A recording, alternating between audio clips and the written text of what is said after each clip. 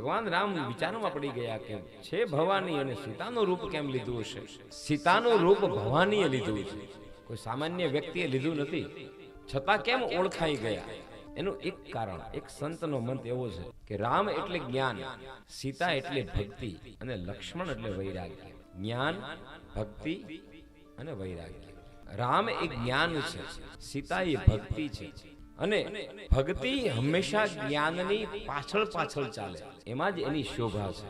જે ભક્તિ કરતા હોય, ભક્તિવાન જે વ્યક્તિ હોય, એને જ્ઞાની પુરુષની હંમેશા પાછળ ચાલવું જોઈએ, કેમ કે એમાં જ એની શોભા છે. અને ભક્તિ, જ્ઞાન વગરની ભક્તિ નકામી.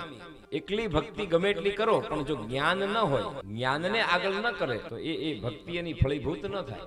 જ્ઞાનનો ને તમે આગળ કરો તો એ ભક્તિ ફળીભૂત થાય છે, ભલે થોડી કરો, જ્ઞાનને હંમેશા આગળ રાખો. સીતાજી હંમેશા, સાચા જે સીતાજી હતા ને, જે ભક્તિ સ્વરૂપા છે, એ રામની હંમેશા પાછળ ચાલતા. રામ જ્યાં જાય ત્યાંની પાછળ પાછળ ચાલતા. અને આમ પણ સીતાજી એ રામના પત્ની છે, અને પત્નીનો નિયમ છે જે હંમેશા પતિના પગલે પગલે ચાલે, પતિની પાછળ પાછળ ચાલે, એમાં એની શોભા છે.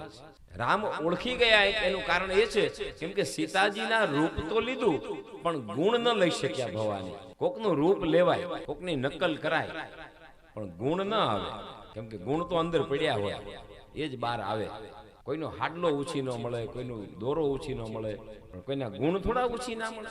ભવાનીને એ ખ્યાલ ન રહ્યો કે સીતા હંમેશા ભગવાન રામની પાછળ ચાલતા હતા, આ તો 4 ડગલા આગળ જતા. એટલે ભગવાન રામ ઓળખી ગયા કે જો સાચી સીતા હોય તો હંમેશા મારી પાછળ ચાલે. એનો મતલબ મારી પાછળ નહીં, મારી આગળ જાય છે, આગળ આગળ ચાલે છે.